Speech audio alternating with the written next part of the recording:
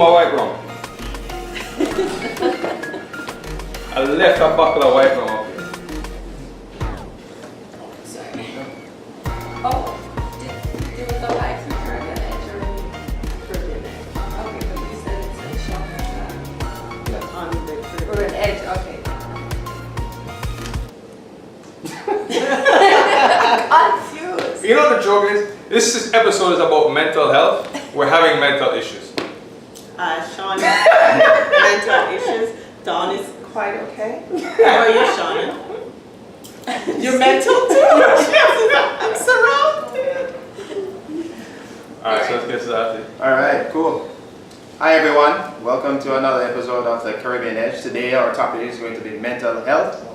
And we were all supposed to be wearing green, of course, in the rush of the day. We have one person representing all of us. Plus some green. Plus some green. Wait, I was going to say that. Plus some green is adorned in the dress of Shauna. So, on behalf of the ladies, I'd like us to give them a round of applause. Thank you, ladies, for representing us. Alright, great. My name is Keith Heron. Shauna Whittingham. Dawn Wilson. Sean Spalding. And hopefully you all there are going to be entertained today. It's going to be a deep topic, something that we've been requested to deal with. And we decided we're just going to have a chat about it and see how well we can go through some of the issues that we do have out there concerning mental health. Let's just ask ourselves a question. Just to begin, who do you think we can categorize as people who do need some sort of support and would be under the heading of probably a person who would be in need of mental health? Some intervention. I think all of us. True, Yeah. that's true. To some degree. What is that saying? But you know, things of the nature of like PTSD, sorry, Yeah. and so forth. You know, guys coming back from the military, actually people in the workforces, firefighters. I think a big one was air traffic controllers. They normally have to go in a lot of the time to get therapy and so forth. What else do we think is out there that probably comes under that? Well, police officers themselves, teachers, caregivers, professionals, and students. Students are really suffering from mental health issues as well.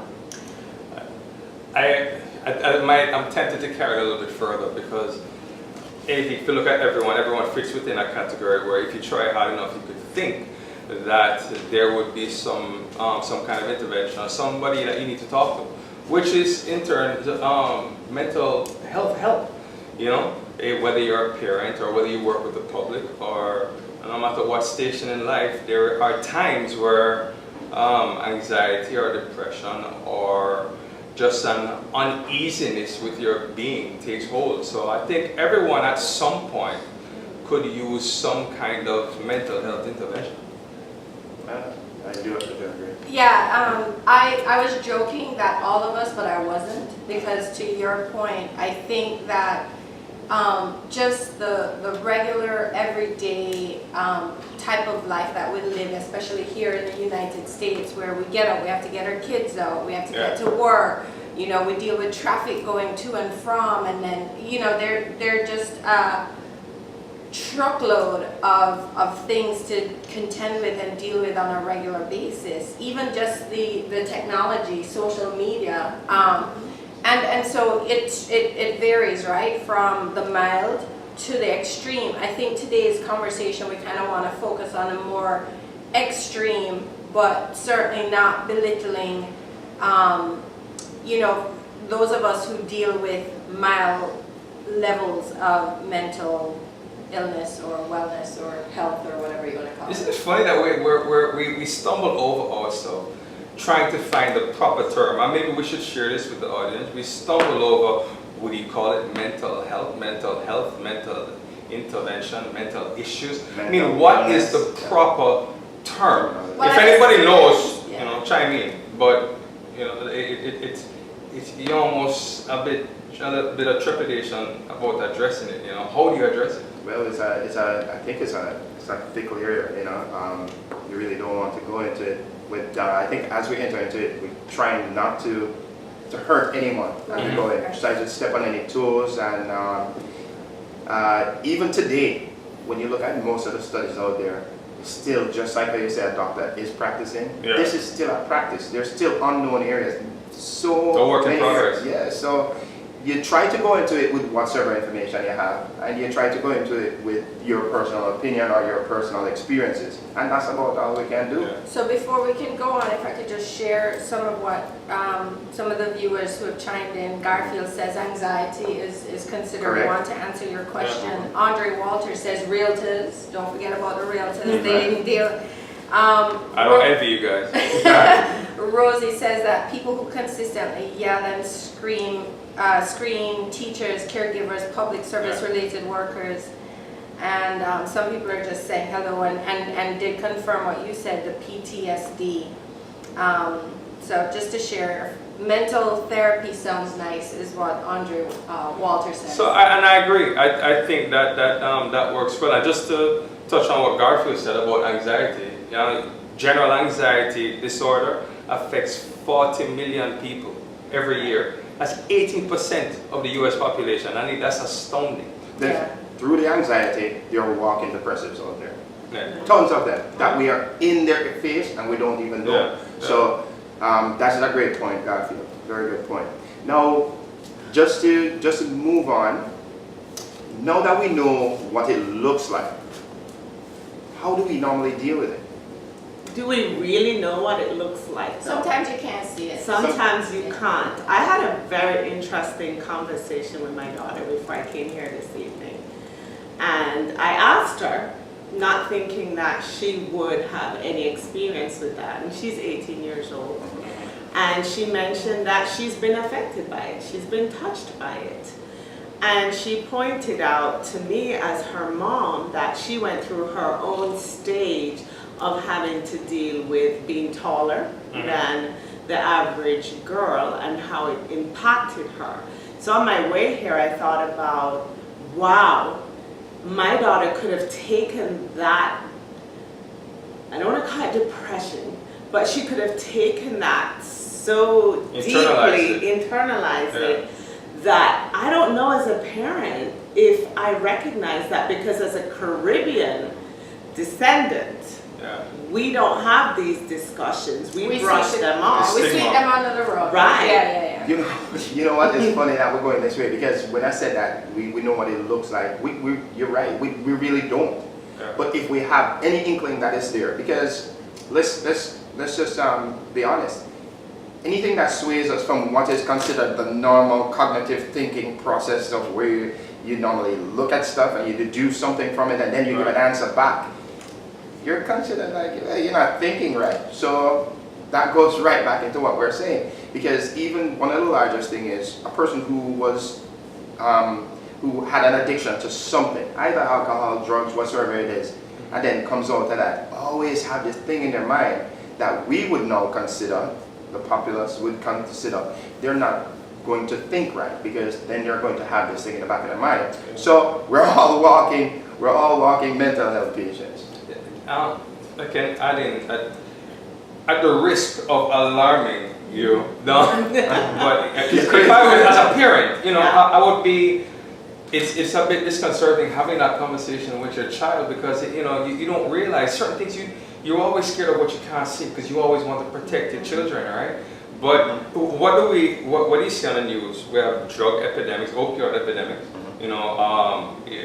people shooting each other, crime in the streets. But you don't hear anything about mental health issues, and suicide is the second leading cause of death between people ages 15 to 24. The second. Yeah. But yet you hear nothing about it on the news. Yeah. That's a problem. No, I think I don't think it's a problem. You don't? Here's the thing. No, I don't think it is something that needs to be public, because we're so detached. Here's the reason why. It's not that the means, what you're thinking about, the perfect scenario is not right. Yeah. But we see, even today, before I got here, I was at the park and I was training a few people, and I watched people let the kids go like goat. And the kids have done anything. They're amazing. Huh? Just kidding. Sorry. No, but you know, they're just doing anything. They're running over people's stuff. They're trampling stuff. There is no supervision there. Now think about this. We give a child that type of information, that type of stats, that the majority of your friends and people your age is considering suicide and finding a way to do it, or there's a large number. It makes it easier for them to take that step because they're like, you know, kids are, almost everybody's doing That it. follow fashion. Yeah, in a way. But may I? In a way, may without I the say supervision. something? So it's not surprising to me that the number is so large in that age range, because if you think about even back to when you were a teenager, those years you believe that you can't see beyond it. It's your be all end all. So in those scenarios where either parent embarrasses you or friends shun you, or they cannot see beyond it. So unlike us who are experienced adults and know that there's a bigger picture, or even that this too shall pass, that's not how they live their lives. So that it's not that surprising, but I think awareness of anything will help to prevent it. I hear what you're saying about you don't want to big want it to up. touch them? Right. It's like a serial killer looking for fame, but at the same time, I think parents need to be aware so that they handle teenagers differently. And recognize it. Exactly. Right. So I asked my daughter, I said, what advice would you give to us adults to deal with teenagers? And she said, educate yourselves on it. And she was quick to say, Caribbean people do not We brush it under We the don't rug. look at it the same way. Guys And out there? Yeah. she also said, know that therapy is okay. It's okay that your kid is going through this, and therapy will help them through that. And knowing the signs of what is, okay, I'm just a teenager going through my mood swings, versus I am really depressed. I could take my own life. And your kids will not tell you these things. They'll go to outside sources. They'll go on social media. They'll make posts on social media. They'll look for groups or people that are thinking similar Supposedly thoughts like-minded to that. people. Exactly. Yeah. And supposedly. Yeah. And there's that, what they call it now, it's almost like a fish line out there. You don't know what you're going to get, what you're going to be attracted to and get hooked into thinking that it is what you need. So anyway, let's just do this then. Let's put ourselves to a test, because guys, I challenge you, the guys out there who are watching, I challenge you also to get your group and do a little test. Just have the discussion like Dawn is saying, and see if you can prepare yourself for any issues that may come up, any crises that may come up. Now we're going to go into a little scenario here where you say you go to your workplace and there's some person there who is disillusioned and probably is admitting chronic depression and has some sort of hostility towards others and probably a desire to end it all. How do you deal with that? What do you think? What's the first thing once you hear that? It goes in your ears, nothing else. Let's just think it goes in your ears. Now, how do you act? So they've spoken this, they've said Verbalize these things. it, Yeah, they've made mention of their desire to end their life or end other people's lives, or they're just disillusioned with life. Okay, all right. So while you guys think about that, the question you had earlier, a few folks chimed in. Carrie said, exercise helps, however, there's really no one thing. Drugs are bad and addictive. Best to have a good support of family who, though they probably cannot relate, just love you anyway and accept you.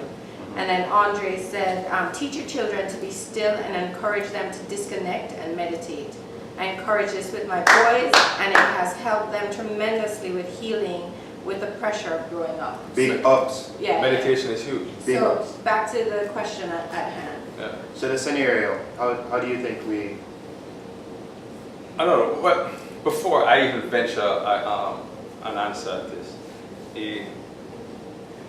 I would, before I do anything, there's a litany of different things that be running through my mind.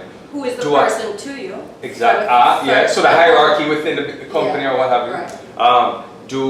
Do I think they pose a threat to themselves or others? If I call the authorities on them, could I put them in a position that will scar them for life? Unwarranted? Am I overstepping?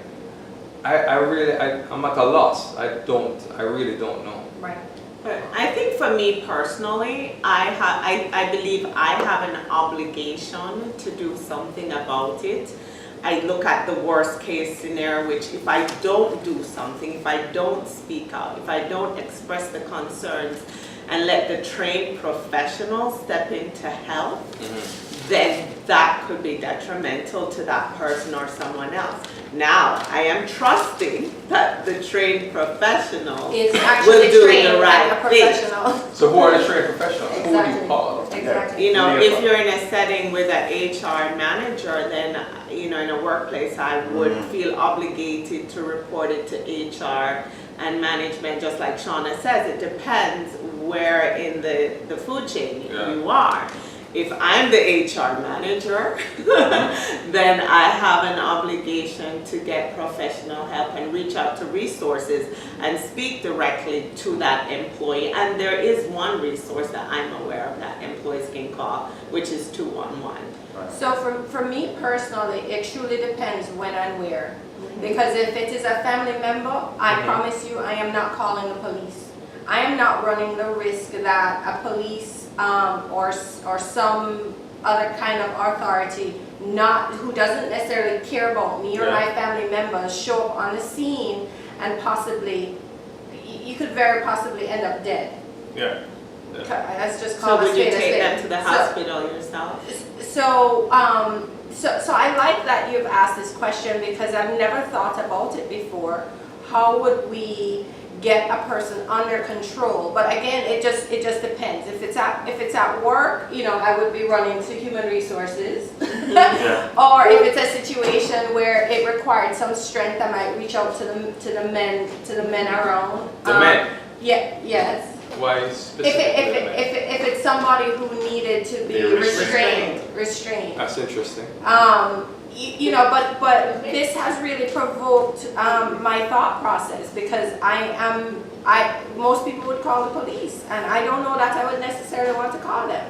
Yeah, that could mushroom into a big issue. I agree. But you don't know how you take the chance because everything is always 2020 in retrospect, right? You look at these incidents and then you say, hey, the signs were there, really? The signs were there. What would you have done? Would you have said anything? Right. Or would they just said, sure, I'm just something not right. And let me add in also, apologies to anybody watching because we're almost going in that direction of saying that mental health or mental issues are synonymous with violent behavior. Right. And nothing could be further from the truth. Right. Because as a matter of fact, people that suffering from mental illness are 10 times more likely to be the victims of violence Oh, yes. rather than the perpetrators. So let's just put that out there. Right. Okay. Right. So you want to chime in on that, and then I share Yeah. a few more comments. Yeah, Okay. I just want to let you guys know, it's not uncommon for us to think like this. It's not uncommon for us. Let's say, for instance, the pressure is on you, tick, tick, tick, tick, tick. This is getting worse. It's escalating or whatsoever. Or I have to do something before XYZ. Yeah. The common thing to do is to call 911. And just to let you guys know, in 2017, the NYPD received 173,600 calls for people who are in mental health crisis. And when everybody was trying to find an agency or a quick three number type of emergency number that they could call. Yeah. And in the United States, we'll get onto international, but in the United States, I don't know if that is from my research, I didn't find anything that was available to us. You would think that you have to preempt and have something already in place so you know who to call. So on to 119. Can I call 119? No. No, send nobody? Yeah. No? So kind of going back before we start talking about this question, Denise Hart Martin, personally, I can relate when I discovered that my son was diagnosed with autism, just dealing with the fact that my son will never be a normal child in society. Going to therapy with him and not knowing when he was sick, hungry, unable to communicate since the age of 3, I found myself sad and wanting to be alone and had a fear of seeing people. Rosie says, try to calm the person by reassuring, compassionate communication, embossing when and where applicable. Reach out for professional help. But that's what you're asking. Where is this professional help? Andre says comfort is very important as well. And if they're a threat to themselves or anyone around them, it's important to seek professional help. And Denise also said, I often had a very poor self-esteem, but alas, my husband and family also stood by me. I went to the doctor, was on meds that didn't work, then I got involved with charity work. So I spoke to someone that I know very well that's active in sports, and she actually has 2 children that she is dealing with those issues from childhood to adults. And she said the same thing. I think it came up about exercising and getting involved. And I know some of the comments are saying, you know, try to calm them down. One of the things she said to me is she allows them to vent and she surrounds them with a base of support that always knows what to do should they flare up. Because she said there's sometimes it's like the sun just isn't bright enough. Right. And the birds are just chirping too loud for that. Stimulation. So it would be a great day and then just so quickly it can change. So that support system is really important. Go ahead. Like, I just wanted to point something out because we're talking about people who are suffering, right, with mental illness, but it actually is not just the person that is dealing with that issue. It's everyone, all their loved ones, everyone around them that is suffering just as hard. You know, it really involves everyone. It's all sounding cliche again, but the whole village. It takes a village. It really helps. You know, having friends and loved ones to work through this and just being there, like you said. To what Sean just said, you know, I spoke to another college kids. I'm really passionate about these college kids and what they're going through. And this college kid told me one of her best friends went through this, became suicidal, actually cut her wrist. And they actually, you know, took her to the hospital. She was there for a couple of days, came back to school. And then another time she posted on social media her suicidal thoughts. She turned off her phone so no one could locate her. So the police were actually out trying to find her because they reported it to the police. So of course, you know, as college kids, they have support system on college. Thank God for that.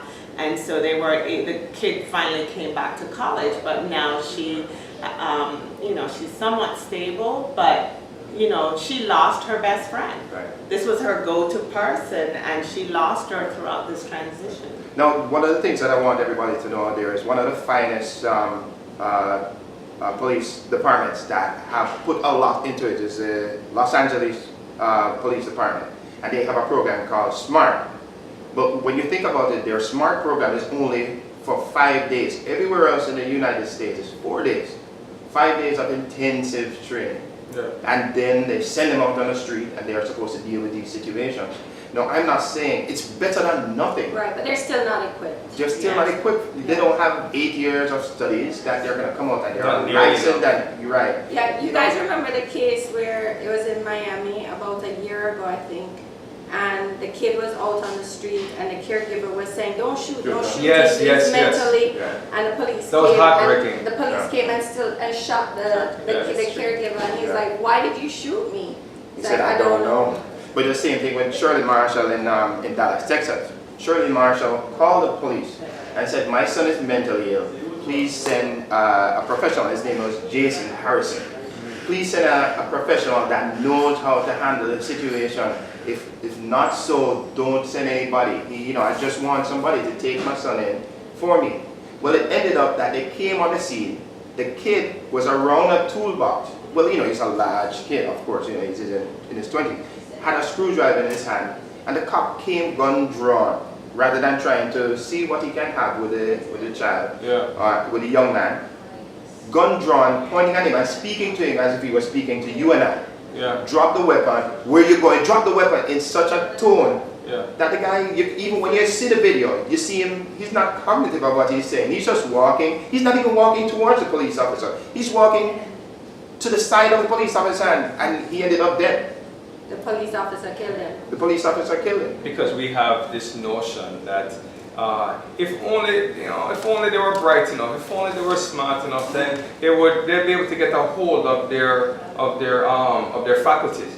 You know, it's a product of them not being, you know, on top, or not being smart enough, or not being level-headed enough. But you know That's what? the problem. You know what's funny, Sean, and the rest of our crew? What does you can't look at a person, because most of the time I can see the cop coming up. Yeah. I don't know how his day is going. Even if he's having the best day, when he looks at a person, this person can be well dressed just like us, but still have those mental problems. And his thought is, I'm going to deal with you like I would deal with anybody else. No, I'm going to tell you, even the U.S. finest, Elliot, they had a case that was with a person by the name of Carlos Ocaña. His family used to do in the circus and used to do high wire and stuff, and they all passed, but he got now he's in a mental state. Yeah. And the way to calm himself down is to climb up on high things, and then he's calm. So one time somebody saw him up on a billboard and say, okay, we see this guy on a billboard and he's just talking to himself. He's suicidal. Yeah, they're thinking he's suicidal. So not only did LA's finest 5 days of training, they came out there, the SWAT team came out there. Need I go on with the story? Yeah. They tased the man and he fell to his death.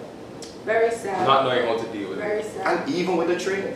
If I could just incorporate our viewers, a few more comments. Sherilyn, thanks for joining. She says, this is scary stuff. For her, she believes that she has the ability to calm, so she would try to handle herself before calling anyone. I think this goes back to if we saw a co-worker discombobulated, etc. But she's saying she's ability to calm herself? No. Or calm others? She has the ability to calm others. I'm assuming that's what she means. She has the ability to, so she would try to handle before calling somebody else who might actually infuriate the situation further. Right. And she goes on to say, although certain situations you have to be in to know your reaction, I guess your capabilities, what you can and cannot do, because you never know who you're dealing with. If you don't know the person, you're really taking a risk. You could cause more harm. Yeah, you don't want to ramification. Right. Let's see here. Sherilyn says active listening is huge. And Andrea Carey, she says her youngest brother suffers from autism. He lives in Jamaica. The adults and other teenagers around him are not educated on autism. They just think he's lazy or playing fool and to get attention. And so they would say he fool. Boy, away you come clean up my mess. And they go mock him. Okay, so they mock him, and he takes forever to dress himself. They don't look at him as having a mental condition, and they're more likely nothing to do, the boy, all right. So what she's trying to say is exactly what we're saying, is like, especially in the Caribbean, it's a silent epidemic, in my opinion, because we almost, if we don't walk in those shoes, it's like we can't understand. So they think he's just playing the fool. I'm sure I'm not the only one. I'm sure we've all had incidents or stories about seeing, I can only speak for Jamaica, being Jamaica, and seeing the local madman on the street. You know, I remember the last time I was by Uncle's gas station, and I saw the madman walking in the parking lot, looking up at the sky and cussing God, Allah, whoever cussing, but he cussed up into the sky. And at the time you look at it, this flipping madman. And, you know, it's almost comical, but it's not, because when you really look at it, that's just one person you are seeing. There are other people that have it may not have progressed to that point, but they're experiencing issues like that as well. You know, but we don't like to talk about it. And I know it's Caribbean Edge, but it's not only a Caribbean thing, because across all races, exclude, I think it's only one is American Indian, where this doesn't hold true, is women more than men are way more prone to seek help. Right. Men notoriously do not go and seek help for any mental or psychological issues they think they may be experiencing. Can I tail off that a little bit? Yeah. It's funny that you mentioned that, right? The people who we normally call, they in particular, when we dial 911, they have therapists that are on the force that are supposed to look out for these things. Yeah. And it's funny that you said they don't want to report, because we have people driving around in these blue lights, with these blue lights on that need therapy. They need him. And we're more sending so a than person who most. needs therapy. Exactly. So we're sending somebody who needs therapy out to deal with that person who needs therapy also. So we're actually we're putting that powder keg is ready to blow. We're actually doing the wrong thing if you want to look at it that way. So it's something else that we should consider, right? So the ones who do get tested and fail, they're off the force. So rather than losing that job, you said, no, I'd rather stay on the force and deal with it myself. So you'll have a lot of drinkers. Yeah. You'll have a lot of people who go off and do all different type of crazy stuff. Family life is torn to bits. Exactly. Yeah. So they're beating, spousal abuse. The exact and so thing forth. that they need, that kind of interaction is now gone. Right. So it exacerbates the problem. Exactly. Yeah. Yeah, it's a sad cycle because, from what I understand, law enforcement, they kind of pump up on the testosterone because they're encountering mainly criminals, right? And so they have I mean, we're not speaking for all law enforcement. let's put it out. not at all, Yeah. just in general, but Yeah. for the most part, they need to seem tougher and bigger. It's my understanding, the few that I've talked to, why we see It's a strong identity they need to Right. portray. Right, but Yeah. what happens is you can't turn that off, you take it home. So right. to what you are saying is now here comes the abuse at home and it's a cycle. Yeah. And I'm glad we're having this talk, and I'm glad you said that we need to have that talk, and I'm glad you're saying that the awareness needs to be here. And this is why we felt that it was important to have this. When us at the Caribbean Edge, we like to have fun and stuff, but every once in a while we want to hit an issue that goes straight to the heart and to the family. And we say, please, you guys go out and have the talk as we had, because the things that we saw, and I'm just going to share this with you. My sister is also schizophrenic, and we're dealing with that. So it's close to my home also, and I do work as a coach, working with children with Asperger's and children that are, so it's choking me up now, so I'm sorry. Right. But anyway, Well, It's just- thanks for sharing that, first of Yeah. all, that's very personal, it has to be hard on your family, because I know for any loved one, you care about their well-being, you care about their safety. So the fact that we don't have anywhere for the most part to call just to protect her has to be like nerve-wracking. But speaking about the Caribbean, can anybody take a guess of what % is spent on healthcare, let alone mental healthcare? Well, my first question would be: there is a percentage? It's very small, only 4.3%. And so with that said, specific to the Caribbean, or people not getting No. treated. And to Carrie's point earlier, is like, we just don't even want to accept it. We're like, no, just make it right, fix yourself, stop being depressed, stop being anxious, just. Can I tell you something that's horrible? In the United States, the majority of the people who need mental health assistance are incarcerated. Yeah. You put them, you have them dealing with something in a cage. That's gonna make them better, my brother. Many of them didn't have it when they got in. Khalif Browder. Oh God. Yeah. Yeah, there's no, I don't know if you guys have seen it. I just make a little plug here. We're not getting paid by Netflix or anything, but if you get a chance, watch the story of Khalif Browder on Netflix. Browder. You'll get a really good understanding of how, one, the system, and secondly, how mental health can really affect someone in the youth. This is a young guy. Yes, it was a teenager. Yeah. Well, I did a test on the way here, and I called 211, which I know is a resource for a lot of different things. They have like a suicide hotline, and I specifically asked for assistance with mental health. And the young man I spoke, I told him I was calling for a friend, about 25 years old. I wasn't too sure of the level of how depressed they were or suicidal. So he did give me actually some resources, local resources based on my zip code that I could contact. I asked him if there was no charge. He says, well, some insurance covers the assistance. Yeah. and some was government funded, especially if you have no resources to pay for it. Okay. And they asked me very specific questions. Was I in the this person in the military? Did the person have suicidal thoughts, like not wanting to wake up or harming themselves? And they said they are available 24 hours. That's good. Should I think that my friend could harm themselves or others.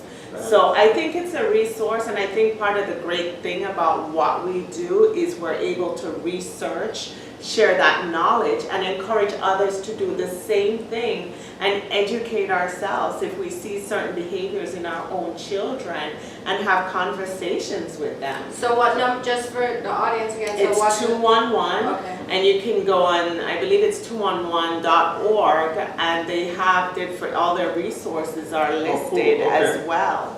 Right. So that's one thing that we need to tell you. There are a few numbers out there that you can call. 211 is one, and this has to be done before an emergency crisis comes up, because what they'll do is they'll refer you towards 911. If they say, is it an emergency? The best thing you can do is call 911. So what you're saying is once you say it's an emergency, they're going to divert you to Right, 911. to 911. Not 211 though, I specifically asked, I said, if I call you back and tell you it's an emergency, what will you do? And they said, we have resources available. I said, do you call 911? He says, no, we have different resources, Okay. and they'll Baker Act and different, they'll call real professionals. Mhm. Now this is just from one phone call, but if you Right. know anyone, it's at least a path to go But through. this is what I'm telling you. When after you make that call, there's another call to be made, and these people will tell you if it's an emergency. So what I did, every single call that I made, every 1-800 number call that I made, that's nationally known, Yeah. they will say, if it's an emergency, it's one. If you have time to prepare for any emergencies, then there are other places that they can give you. So it's the only thing is just the emergency. Right. If you prepare ahead of time, so I can give you a few other numbers.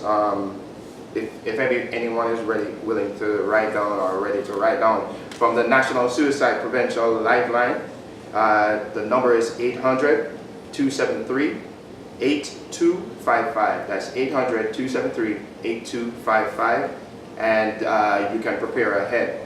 That one, when I called that also, they also referred me and said, unfortunately, if it's an emergency and you need immediate assistance, call 911 and call us back. Yeah, the other numbers, don't worry, I'll post, Okay. I'll Okay, post great. these numbers on this video, so you'll have access to it. You don't have to write it down right now. All right. So And everyone, we're approaching the end Yes. of this episode, but I think we need to also add in another part to the whole mental health issue, which is if you believe that this is not something that is home to you or something that you can cope with, let me just let you know that it's just not a mental health thing, because these mental health issues also lead to physical problems. Right. It's not just mental issues, because for one, for example, your body releases toxic hormones through,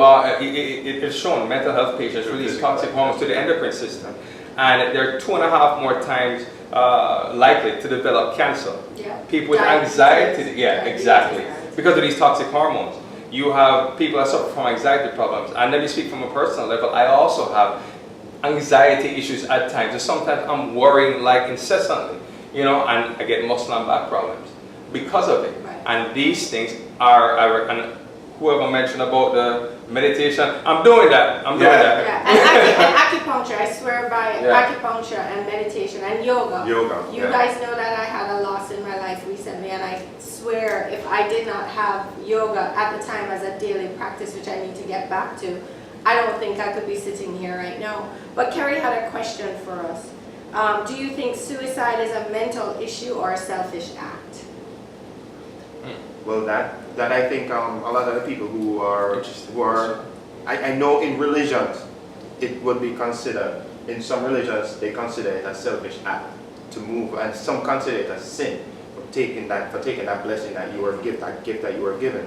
But from me, and then we can go down the line, basically suicide, oh my God, man, I can't think it's selfish because we're involved. We're not on the planet by ourselves, and if we're thinking about the whole village, the village has let this person down also. Yeah. So I don't think it's a selfish act, basically, and I do think mental and chemical imbalances go hand in hand. So, you know, come back to the village again. From me, I don't think it's a selfish act. It's just we have let down our peers. I'm not sure why Garfield is saying to eat ants. Yeah, Garfield needs some lick. Chocolate come on, Alex Garfield. We need to have a talk. Speaking of mental issues. He's saying annihilate negative thoughts. So, sorry. Eat Okay. ants. Okay. Well, that's a tall order. That's a tall order, Garfield. So to Andrea's question, as if we think suicide is a mental issue or a selfish act, I'm with Keith on that. I would hate to think it's a selfish act. I would more look into myself to say, wow, what could I have done differently? Why didn't I recognize the sign? But I think it takes someone really depressed, really hurt, really feeling alone to have gotten to that point to take their own life. I just can't look at it as a selfish act. Yeah, it's a person screaming for help. Yes. I think I would second or third what you guys said. The whole thing of the whole notion of being a selfish act, I think it has a lot of ecclesiastic roots as to why some people look at it like that, and it might rub me the wrong way, rub out the wrong ways, because it's tantamount to almost blaming the victim. Like looking at the ones, they were a victim. No one in their kind of phrase, in their right mind goes out and kills himself just for the hell of it. Right. That's suffering. So something was amiss. If I could, I won't answer that question because I echo what each of you are saying.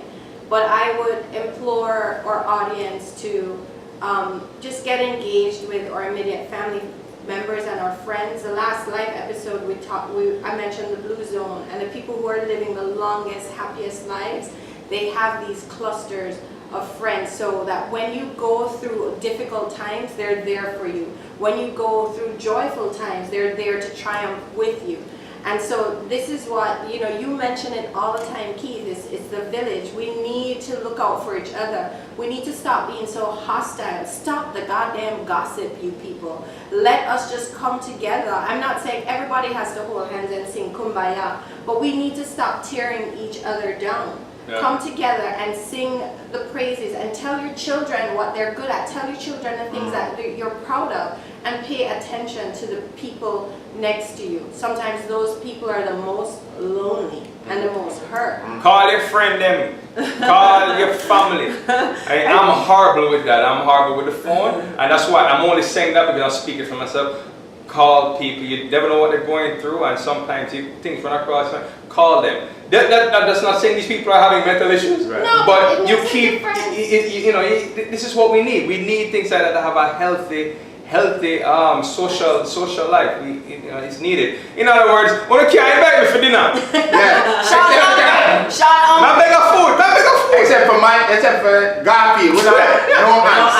We're not ants business, Bridget. I want to say that for me personally, especially after speaking to teenagers about this issue, or young adults, I should say, I think my heart goes out to them because as adults, we've somehow survived all our struggles, because we've all had struggles. I need a hug. And so, and I've spoken openly about, not having the best dad, and I survived because I'm strong, but I can't expect my children who are exposed to a completely different lifestyle to look at life or survive the things that I survived. Children are being bullied in schools.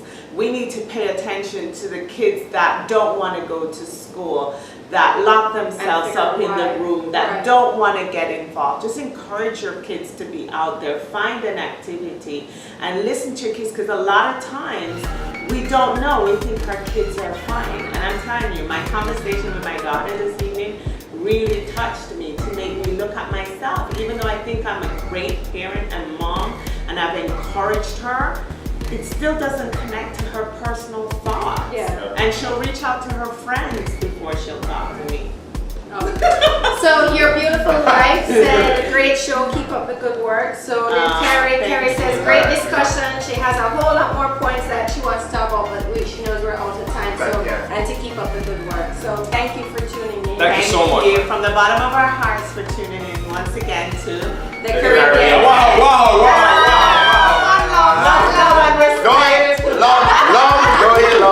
Remember to like, subscribe, share, follow us on Instagram, Facebook, and Twitter. We'll see you next time. And Thank you for Vic your Moore. comments. Bye. Peace.